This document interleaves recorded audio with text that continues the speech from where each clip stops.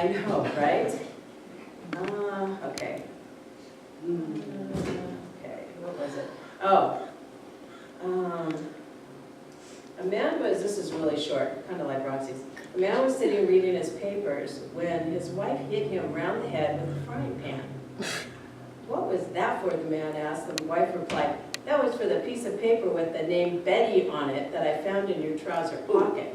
The man then said, when I was at the races last week, Betty was the name of the horse I bet on. The wife apologized and went on with the housework. 3 days later, the man is watching TV when his wife bashes him on the head with an even bigger frying pan, knocking him unconscious. Jeez. Upon regaining consciousness, the man asked why she had hit him again. Wife replied, your horse phoned.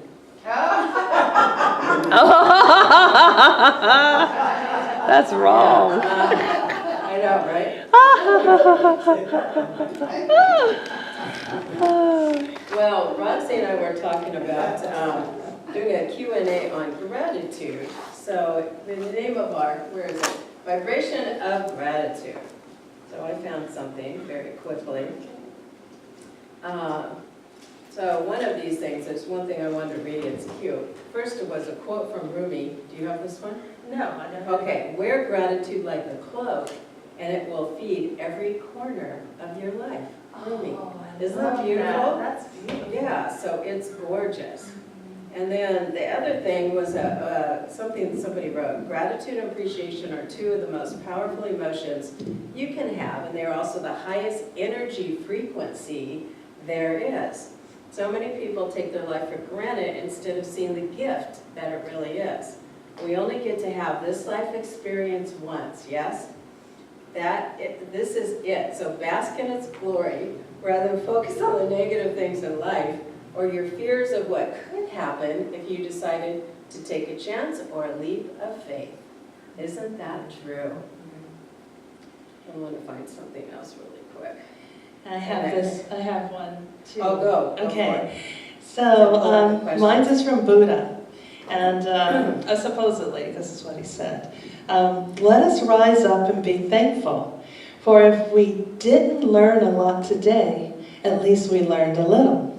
And if we didn't learn a little, at least we didn't get sick. And if we got sick, at least we didn't die. So let us all be thankful. I feel that one, boy, let me tell you. Just feeling that. So Roxy has 4 questions, and then you can also chime in, but I'm going to go ahead and ask Roxy. Well, I'll answer it first, and you can answer. Okay, perfect. How does the power of gratitude play a part in my life or your life? And I was looking at yesterday, I'm still not feeling great, but I'll look outside and I'm like, oh my gosh, look at those clouds. Or I had to run to the grocery store and get some things, and I thought, this is such a magnificent place to live in. So I'm focusing on that rather than, oh, I wish I was better already, because that's not going to help me pull up my energy. And I want that vibrational frequency, and that's how I am in gratitude all the time. It's just like an everyday occurrence for me. So that's the power of it, and then that brings positive things into my life. Roxy? Well, let's see. I did write a little bit of something. So Yeah, go ahead. All right. So I grew up in an environment that that taught me to believe that the answer to any question that I asked would be no. So you can. What do you think that kind of philosophy, will does that make you a success in life or what? But I expected defeat before I tried anything, and it made me hang back a whole lot, and it made me into a victim of life. But I'm a Leo, so that astrological sign is one of, Leo is like a lion, the king of the jungle, blah blah blah. So that just didn't sit well with me, that the answer was going to always be no, and it just seemed so unfair. So why are some people, slated for good will and good luck and all that stuff, and I wasn't? So that just wasn't fair. So I started to, just research, read self-help books, get into, spirituality, all of them, look at them, and then I found a few nuggets of truth, which were gratitude. Gratitude is like the highest vibration you can have. It's the one that taps you into God. So I'm like, okay, well, I need some elevating of my thoughts and my beliefs. So I got sick and tired of that, and about 15 years of that kind of thinking, well, or more. It took a while to get it rooted out of my self. But I realized that there was this voice inside of me that said yes, that answered yes, that it had nothing to do with what was outside of me. It was all inside. So I decided to change my idea, and then all of a sudden, being the answer, I realized was always yes. It was yes into what I believed. Whatever I believed, the answer was yes. So underlying all that stuff, the next question. You can go ahead and ask that question. Okay, so the next one is, this is Roxy, how does one get out of beggar mentality into majesty thinking through gratitude? Majesty, You like that? yes. I like that, don't you? So, basically underneath that no rhetoric was, I'm not worthy. But I realized that the universe will provide whatever backup to whatever belief you have. So if I believed I wasn't worthy, I got a lot of experiences that actually satisfied that.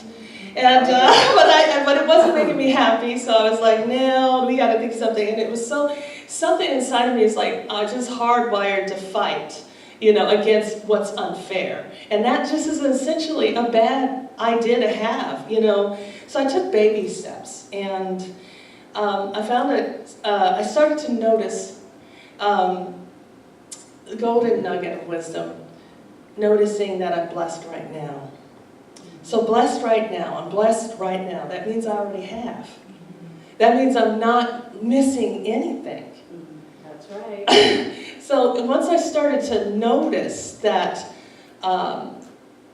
what I had made me, and I started to catalog it and started counting my blessings, I started to feel energized by it. And so what happened was, I started to think, I was listening to Oprah and Deepak, and they were like saying, Oprah says that she starts each day writing down what she's grateful for, and ends each day writing what she's grateful for in a journal of some sort. Now I'm like you, Muriel, that I can do that for about 5 days, and then later on it's just not. But I realized that it's not one way that you do anything. It's like layers. It doesn't have to be the same thing. Right. So anyway, I started to fill myself up every day with affirmations, which is another way of gratitude. It's like looking in yourself and making up a new idea to think about yourself. So if you were thinking, like I used to think like, I'm so stupid.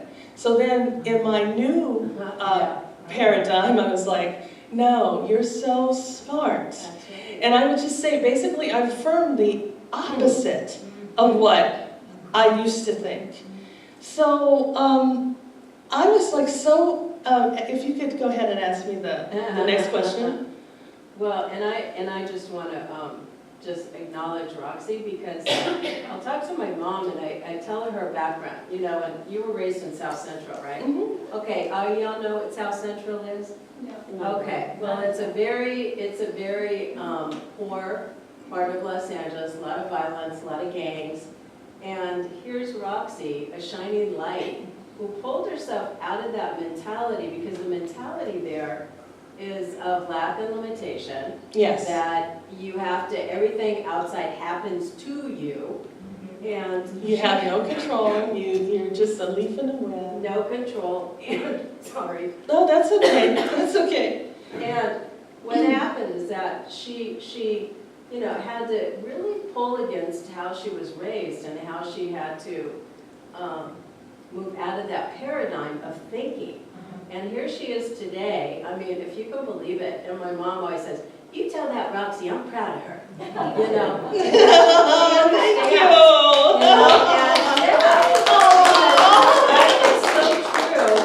And pull yourself out of that kind of environment into an environment like this. That's amazing. Yeah, It really is. and I once I got in this environment, I just did not leave. I'm just like, it's okay to be here. It's, yeah. Yeah. During the time you were just talking about the no that you got, I kept hearing this big voice in my head saying, you turned your no into no problem. I love that. I like that. That is what you did, no problem. We need this, okay, we'll do this. Yeah, well, we're going to find a workaround, and then I prayed, and I just kept. I actually had started. This voice told me, "Hey, why don't you reprogram yourself?"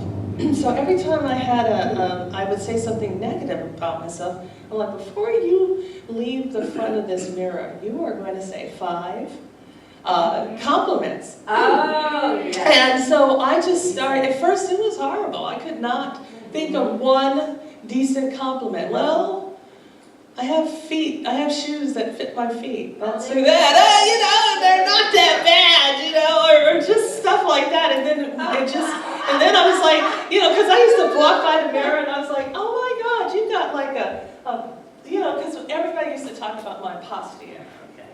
And I have like, you know, a huge longdages behind. And so I was just like thinking that, you know, it was like a negative. And so I had to like say, no, you've got like a curvaceous, lush, juicy bottom. And it is a good thing. It's a good thing. You know, I've got great thighs. I've got, you know, great arms. They're strong, you know. And I think about when I look in the mirror, my great grandmother, she had big arms. She was like a person who worked in food service. So she was like a baker, and so she used to knead dough. This is back in the day when I didn't have you know, so she was always cooking, you know, the rolls, the sweet rolls, and breads and all that stuff. So she had thick arms, and she gave the best hugs. So every time I look at my arms, I'm like, this is my great-grandmother's arms, who gave me the best hugs ever, and I love them on my body. So,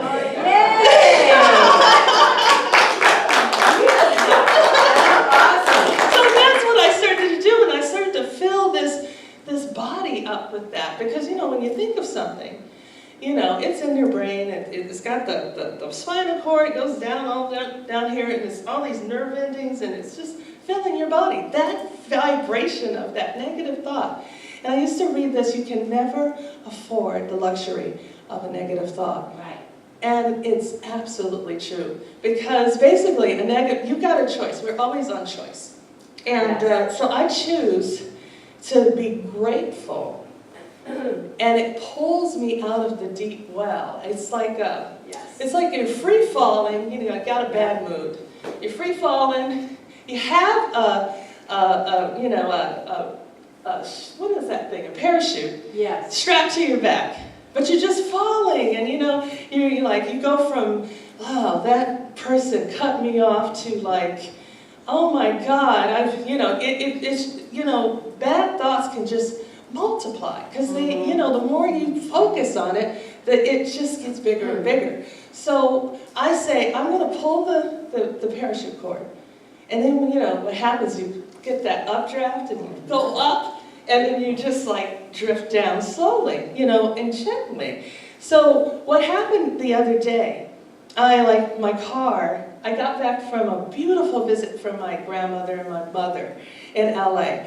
And I could barely get that car to the bus station, to the train station. But I said, you're going to get me to this car. You're going to get me to my train, because I got to go see my family. I don't have any time for all this shenanigans. So then I got to, when I got back, I had to deal with that stupid car. So I'm in the car, and I'm like, okay, you're going to get me, that wonderful car, but you're going to get me to the center I'm gonna pick up my paycheck, I'm gonna get an Uber to the bank, and then I'm gonna come back, and then we're gonna deal with this. You're gonna drive me home. That's what I said. Now, it got me almost home. But I wasn't in a bad mood about it. I was just like, oh, I could deal with this. It's okay, I got AAA. I'm a grown woman. I don't have to let this be, what do you call it, a horrible catastrophe. It's not. Right. It's like God's got my back. So he had my back because I had AAA to get it home. He had my back, I wanted more fitness. Hey, I'm getting fitness. I'm walking everywhere. I'm walking about 4 miles a day, to get places. I actually can see my city, the city that I moved to in 2010. I lived in Goleta most of the time, so I never went downtown. So now I'm walking through downtown when it's, no people, because on the weekends it's just thick with people. Yeah. But in the daytime, it's like hardly anybody there, and I can see the molding on the buildings and all that stuff. I'm like, this is a beautiful town. The more I walk, I'm stiff when I start, and my hips hurt, and my ankle hurts and stuff, but then I just notice and focus on the beauty. I notice and focus that I'm able to do it. I see people in wheelchairs. That's not me. I see people who, and then I have this wonderful job so that I have these hours that I don't have to get up early in the morning to get here or anything like that. So these are blessings. So I just keep focusing, walking over to the sunny side of the street. Crossing over like Rover. And I have this increased awareness that there's just perfection at every moment. I mean, we've got excellent transportation, public transportation in this town.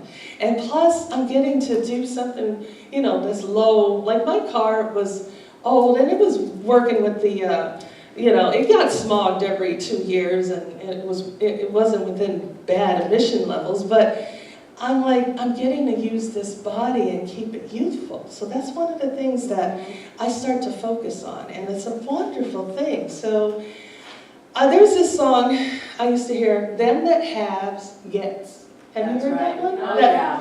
Yes. Yeah, them that haves gets. God bless the child. God bless the child that's right. got his own. So that's a law. That's a law. That's a divine law. That if you focus on what you get, what you have, it multiplies.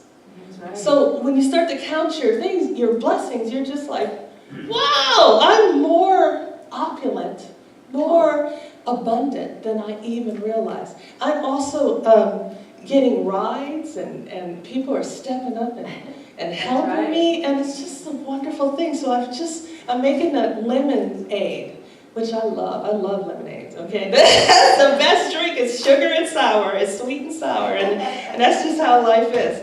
So I think the next question is, how does gratitude vibration work when things are going horribly?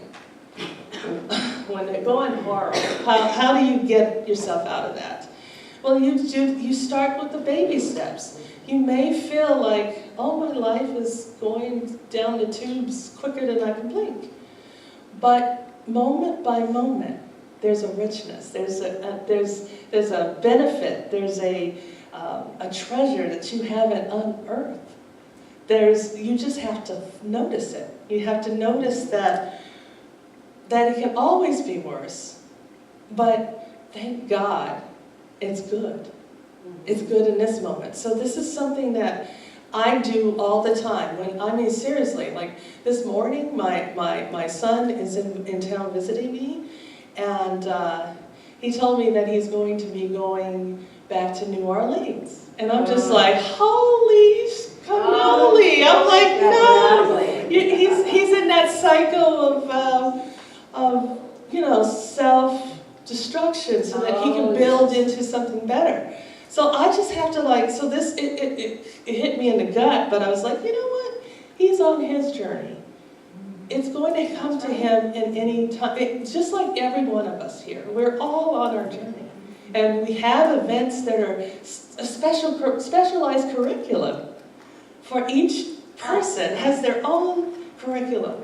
So I can't micromanage him. Nope. And so I just focus on the blessing. The blessing is he's alive. He's safe.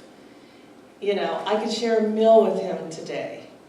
He's going to be, so what, you know, this is what I do, and I just start to focus on that wonderful, good stuff that's happening in my life. And then it doesn't make the bad stuff go away. But I tell you what, it makes the choice to either I take the elevator to heaven or the elevator down to hell. And I'm the one that chooses the button. Oh, So that gives me, you know, a little bit of, I don't know, power, the power of gratitude, the power of choice. And that is just a beautiful thing to me. It's a blessing that all of us have. So I'm just grateful for that. And so at this point, that's all I really have to say about gratitude. Well, that's good.